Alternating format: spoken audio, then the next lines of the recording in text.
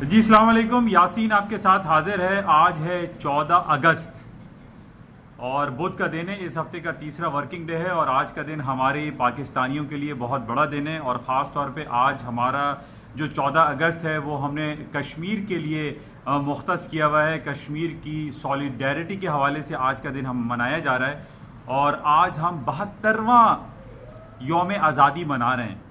यह हमारे लिए बड़ी खुशी की बात है कि हम एक आज़ाद मुल्क में पल रहे हैं, बढ़ रहे हैं, लेकिन हमें बहुत सारी चीज़ें ऐसी हैं जो कि हमें बेहतर करने की ज़रूरत है।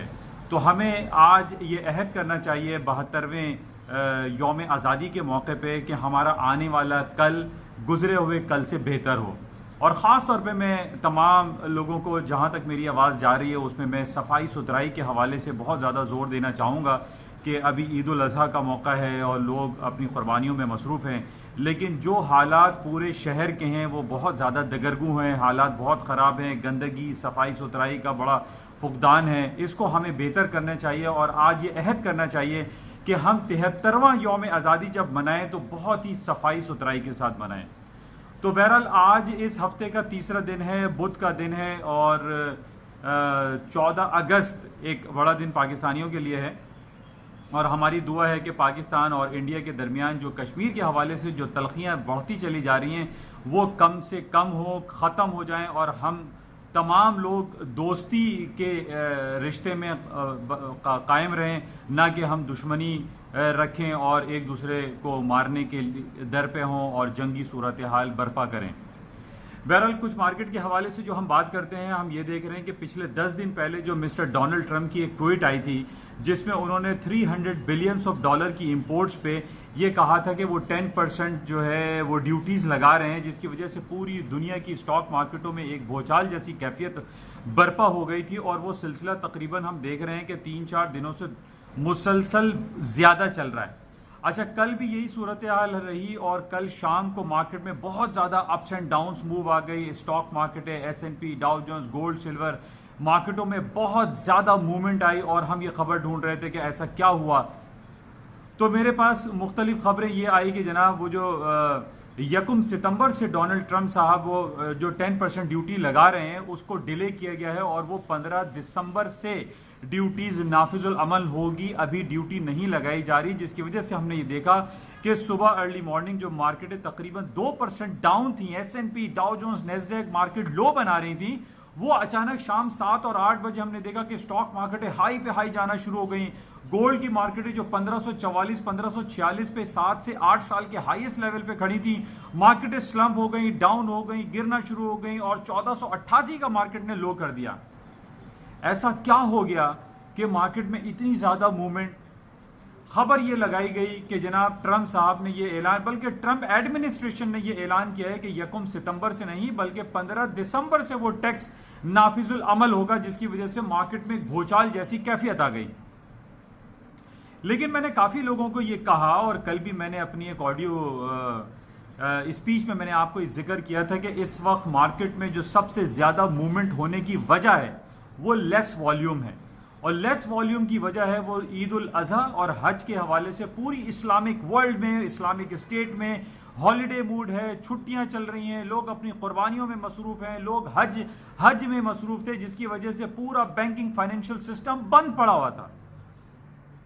यानी दुबई, अरब कंट्री, सऊदी अरब, पूरा यानी जो आपका इस्लामिक स्टेट्स हैं बशमूल इंडिया, हालांकि इंडिया एक सेक्युलर मुल्क है, वहां पे इस्लामिक स्टेट डिक्लेयर नहीं है, लेकिन वहां पर भी 30 से 40 करोड़ मुसलमान रहते हैं। बांग्लादेश में 35-40 करोड़ की आबादी है, पाकिस्तान में 20 से 22 करोड़ की आबादी है, यानी तकरीबन 1.5 अरब की आबादी पूरी दुनिया में इस्लामी ममालिक में, जो पूरी दुनिया में जो मुसलमान हैं उनकी कमोबेश आबादी जो है वो 1.5 से 2 अरब नफूस पर मुश्तमिल है। तो हम इस बात को कैसे नेगेट कर दें कि जनाब इस्लामिक वर्ल्ड में छुट्टी हो और इस इंटरनेशनल फाइनेंशियल मार्केट में इसका इफेक्ट ना आए? ये कैसे हो सकता है? ठीक है, ये खबर आई कि ट्रंप साहब या ट्रंप एडमिनिस्ट्रेशन ने ये कहा कि वो टैक्सेस जो 1 सितंबर से लगने थे अब वो डिले होकर 15 दिसंबर से लगेंगे और मार्केट में भूचाल जैसी कैफियत हो गई।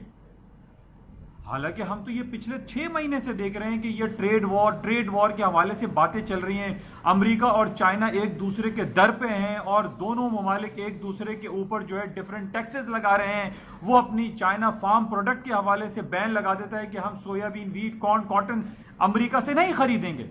और अमेरिका जो है ये सोयाबीन, वीट, कॉर्न, कॉटन और ये फार्म प्रोडक्ट के हवाले से वो खुद कफालत रखता है और चाइना सबसे बड़ा इंपोर्टर है। तो मेरा मकसद ये था कल कहने का कि ये जो छोटी खबर थी, ये कोई इतनी बड़ी खबर, हालांकि मैंने आपको इससे पहले भी कह दिया था कि जनाब ये जो इन्होंने 1 सितंबर की बात की है ये डिले हो सकता है। अब इन्होंने डिले करके 15 दिसंबर की बात कर दिया। 15 दिसंबर में भी नहीं होगा ये 10%। मैं आपको कंफर्म बता रहा हूं कि ये 15 दिसंबर भी टैक्स नाफिजुल अमल नहीं होगा, क्योंकि 15 दिसंबर के बाद 10 दिन के बाद क्रिसमस आ जाएगा, क्रिसमस हॉलिडे होंगे, लोग न्यू ईयर सेलिब्रेशन में लगे हुए होंगे। तो how it is possible for American economy to impose 10% taxes? नहीं होगा। तो ये सिर्फ बातें हो रही हैं, यानी मैं लफ्जों की लफाजी, जैसे आपसे मैं ये पहले भी कह रहा था कि अमेरिका और चाइना लगे पड़े हुए हैं कि जनाब ये टैक्स लगा रहे हैं, ये टैक्स नहीं लगा रहे। मैंने इससे पहले भी आपसे एक बार इस बात का इजहार किया है कि पूरी दुनिया देखिए इस वक्त जुड़ी हुई है, इंटरकनेक्टेड है। हम पाकिस्तानियों को भी अगर आप ले लें, पाकिस्तान अमेरिका से कनेक्टेड है, अमेरिका पाकिस्तान से कनेक्टेड है। अभी पिछले दिनों इमरान खान साहब ट्रंप साहब से मिलकर आए, तो ट्रंप एडमिनिस्ट्रेशन भी पाकिस्तान के बगैर मुमकिन नहीं है। अभी अफगानिस्तान से फौजें निकालने का सिलसिला है, अमेरिका जो है बहुत बुरी तरीके से पिट चुका है और वो बगैर पाकिस्तान की मदद से अफगानिस्तान से अपनी फौजों का इनखला नहीं कर सकता। तो मेरा कहने का मकसद सिर्फ ये है कि इस वक्त पूरी दुनिया इंटरकनेक्टेड है। पाकिस्तान अमेरिका के साथ, अमेरिका पाकिस्तान के साथ, पाकिस्तान यूरोपियन यूनियन के साथ, पाकिस्तान सऊदी अरब के साथ, सऊदी अरब पाकिस्तान के साथ, तमाम ममालिक एक दूसरे के साथ इंटरकनेक्टेड हैं और तनहा कोई शख्स, कोई मुल्क नहीं रह सकता। और यही होता है कि हर कंट्री दूसरे कंट्री की एक शहरग होती है, उसकी जो एक पॉइंट होता है उसको वो समझता है। इसी तरीके से मैंने जैसे आपसे ये कहा था कि चाइना के पास 3 टूल्स ऐसे हैं जो कि वो उसको अगर यूटिलाइज करे तो अमेरिका वो 10% ड्यूटी लगाने का कभी सोच भी नहीं सकता। इसमें सबसे पहले मैंने आपसे जिक्र किया था कि एक एक्सचेंज रेट है कि चाइना का एक्सचेंज रेट पिछले दिनों 7.12 तक चला गया, जो कि after 11 years at the highest level. उसके बाद 2-3 डेज के बाद हमारे पास चाइना की एक रिपोर्ट आई, एक्सपोर्ट की रिपोर्ट। 3.3% एक्सपोर्ट चाइना की बढ़ गई बिकॉज ऑफ एक्सचेंज रेट के 7.12 कर दिया उसने, हालांकि 6.98, 6.90 उनका एक्सचेंज रेट चल रहा था। अब जितनी ज्यादा वो चाइनीज युआन वीक होगा, चाइना की एक्सपोर्ट बढ़ती रहेगी। तो अमेरिका पागल है, अमेरिका क्या करेगा? वो टैक्सेस लगाता रहेगा, टैक्सेस लगा के वो अपने पैरों पे खुद कुल्हाड़ी मार रहा है। वहां पे चाइना ने ये कह दिया कि हम फार्म प्रोडक्ट नहीं खरीदेंगे, हम उसकी सोयाबीन, वीट, कॉर्न, कॉटन नहीं खरीदेंगे। तो वो नहीं खरीदेगा तो क्या होगा? अमेरिका उसको क्या जमीन में गाड़ के दफन करेगा, जाया करेगा? नहीं करेगा, बल्कि उसको भी अपनी पॉलिसी में रद्दोबदल करना पड़ता है। और इसी वजह से कल हमने देखा कि इन पॉलिसी मैटर्स पे जो बयानात आते हैं कि जनाब ट्रंप साहब अब वो 1 सितंबर से नहीं 15 दिसंबर से टैक्स लगाएंगे, फिर वो लेटर ऑन फिर उसको डिले। तो मकसद ये है कि बड़ी बड़ी कंपनीज, अभी तो हम एज अ मैक्रो इकोनॉमी की बात करते हैं कि अमेरिका और चाइना के दरमियान ये बातें हो रही हैं, उनके आपस में एडमिनिस्ट्रेटिव जो टॉक्स होती हैं उस हवाले से मार्केट मूव करती है। लेकिन हमारे पास ये भी हमें पता है कि अमेरिका की बेशुमार ऐसी कंपनीज मौजूद हैं जो कि billions and trillions of dollar की इन्वेस्टमेंट चाइना में करती हैं, चाइना की billions of trillions of dollar की इन्वेस्टमेंट अमेरिका में है। तो दोनों ममालिक एक दूसरे के लिए लाजिम व मलजूम हैं। तो मेरे हिसाब से यह मुमकिन नहीं है कि चाइना टैक्सेस लगाए और अमेरिका टैक्सेस ना लगाए, दोनों लगाते रहेंगे।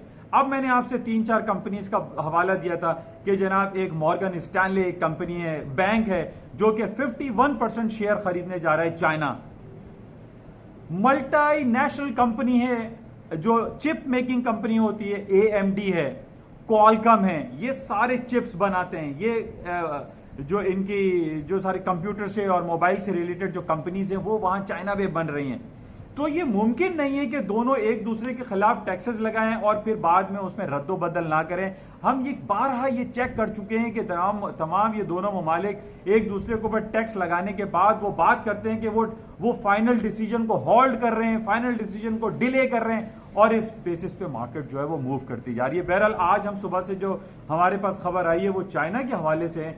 चाइना की मैं आपसे 3-4 दिन से कह रहा हूं, कभी अच्छी खबर आती है, कभी बुरी खबर आती है। आज फिर वहां पे एक बैड न्यूज आई हुई है कि चाइना का आउटपुट जो इंडस्ट्रियल आउटपुट है वो 17 साल के लोएस्ट लेवल पर आया है। अब देखिए हो ये रहा है कि 2 दिन पहले अच्छी खबर आती है, 2 दिन के बाद हमारे पास बैड न्यूज आ जाती है, लेकिन हम ओवरऑल जो सिनेरियो चेक कर रहे हैं पिछले 2 महीनों से, जो आई पर्सनली फील, जो मैं बहुत सारी रिपोर्टें डिफरेंट सोशल मीडिया पे CNN, BBC, डॉन न्यूज में देखता हूं, उस पे आई पर्सनली फील कि अब दुनिया के हालात कुछ बदलते हुए दिखाई दे रहे हैं। आज हांगकांग के हवाले से आप रिपोर्ट ले लीजिए। हांगकांग में पिछले 2-3 महीने से हालात बहुत दगरगू हैं।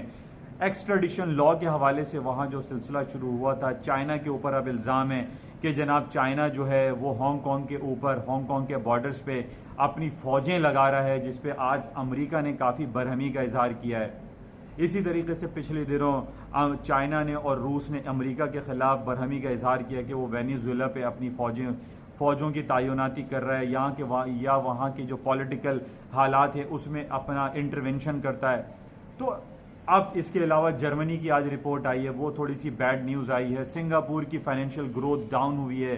कल हमारे पास एक पे रिपोर्ट थी इंग्लैंड की, वो बल्कि पे रिपोर्ट राइज हो गई थी इंग्लैंड की। तो ये बड़ी मिक्स का रिपोर्टें आ रही हैं, लेकिन इन मिक्स रिपोर्टों में मैं ज़्यादातर जो देख रहा हूँ वो नेगेटिव खबरें मुझे ज़्यादा दिखाई दे रही हैं। यानी पूरी दुनिया में नेगेटिविटी की तरफ खबरें जा रही हैं। उसकी एक वजह हम टेक्निकल ग्राउंड पे ये कह सकते हैं कि पूरी दुनिया में आप ये देखें कि तारीख की बुलंद तरीन सतहों पे स्टॉक मार्केटें चल रही हैं।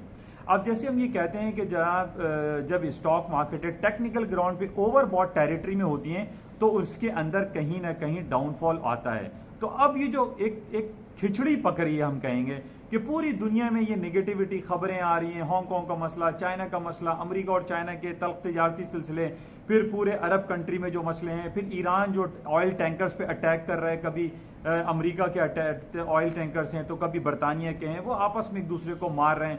तो हालात थोड़े से दगरगू हैं। स्टॉक मार्केटें इन लॉन्गर टाइम में समझता हूँ हफ्ता 15-20 दिन में थोड़ा सा डाउनफॉल उसमें आ सकता है। लेकिन ये जो खबरें चलती हैं कि जनाब वो अब अभी 1 सितंबर से नहीं तो 15 दिसंबर से लगाएंगे, इस पर मार्केट थोड़ा सा वॉलेटाइल होती है।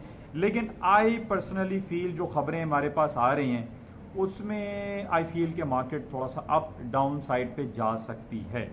वो ठीक है कि दुनिया की बड़ी बड़ी $1 ट्रिलियन कंपनीज हैं, वो बड़े बड़े अच्छी रिपोर्टें दे रही हैं, लेकिन जो एक सिलसिला पकता हुआ दिखाई दे रहा है वो इन नियर फ्यूचर ऐसा फील होता है कि मार्केटें डाउनफॉल हो जाएंगी। बहरहाल आज हमारे पास 2:30-3 बजे सबसे बड़ी रिपोर्टें जो है वो ब्रिटिश पाउंड की काफ़ी रिपोर्टें आ रही हैं, उसको हम क्लोजली वॉच करेंगे। और बाकी जैसे मैं आपके काफ़ी दिनों से कह रहा हूँ कि ये अरब कंट्रीज़ में बड़े हालात ख़राब रहते हैं। डेली बेसिस पे आप डॉन अखबार उठा लीजिए, CNN उठा लें, BBC उठा लें, रोज़ाना 40-50 लोग वहाँ मार दिए जाते हैं। कल की खबर लगी कि 49 यानी 50 लोग सीरिया में कत्लेआम हो गया। तो इस वजह से गोल्ड की कीमतों में इजाफा होता है, उसके साथ फिर क्रूड ऑयल की प्राइसेस हालात ख़राब होने की वजह से ऊपर चले जाते हैं। तो ये एक दगरगू हालात जो है वो हो रहे हैं। अब पाकिस्तान और इंडिया की वजह से जो कश्मीर का मैटर है उस पर भी काफ़ी हालात ख़राब हुए। पिछले दिनों गोल्ड की कीमतों में खासा इजाफा इसी वजह से देखा गया। और अभी भी जो गोल्ड की मार्केट कल डाउन हो गई थी तकरीबन $60-70, वो इस खबर पे कि जनाब वो ट्रम्प साहब जो के एडमिनिस्ट्रेशन है वो डिले कर रहे हैं। तो बहरहाल ये खबरें सारी चलती रहती हैं। और जो लॉन्गर प्रोस्पेक्टिव में दिखाई दे रहा है उसमें गोल्ड की कीमतों में मुझे मंदी फ़िलहाल नहीं लगती, क्योंकि गोल्ड में जो आपके सामने हालात व वाक़यात हैं, यानी पाकिस्तान इंडिया के हवाले से ईरान जो कश्मीर का मसला है, फिर अरब कंट्री के दगरगू हालात हैं, फिर जनाब जो अमेरिका और चाइना में जो ऊंच नीच होती रहती है तिजारती हवालों से, फिर अमेरिका और यूरोपियन यूनियन के हवाले से जो तिजारती मसाइल हैं, फिर ब्रिटेन का जो मसला है कि वो यूरोपियन यूनियन से अलहदा होना है नहीं होना, वो किंग कॉन्ग मैं कहता हूँ बोरिस जॉनसन को कि जनाब मैं निकालूंगा यूरोपियन यूनियन से। तो ये सारे नेगेटिव हालात की वजह से गोल्ड की मार्केटों में फ़िलहाल डाउनफॉल दिखाई नहीं देता। बहरहाल ये कुछ सूरत हाल है। आज अभी इस वक्त यूरोप की मार्केटें खुल गई हैं। शाम में इंशाल्लाह देखेंगे कि क्या ख़बरें रहती हैं और किन लेवल्स पे मार्केट ट्रेड होती है। ये एक यूट्यूब चैनल के थ्रू आपसे एक राब्ता कायम करने का सिलसिला है, और चूँकि ये उर्दू में मैं स्पीच देता हूँ और काफ़ी पूरी दुनिया में लोग उर्दू को सराहते भी हैं, और जो पाकिस्तानी, इंडियन और जो उर्दू समझने वाले लोग हैं वो इस क्लिप को शेयर भी माशाल्लाह से कर रहे हैं, सब्सक्राइब कर रहे हैं। तो मैं भी आपसे ये एक रिक्वेस्ट करूंगा कि इस चैनल को आप सब्सक्राइब करें, शेयर करें, लाइक करें, ताकि ज़्यादा से ज़्यादा और सहल अंदाज में उर्दू ज़बान में लोगों को आगाही का मौका फराहम हो सके। इंशाल्लाह राब्ते में रहेंगे। Thank you.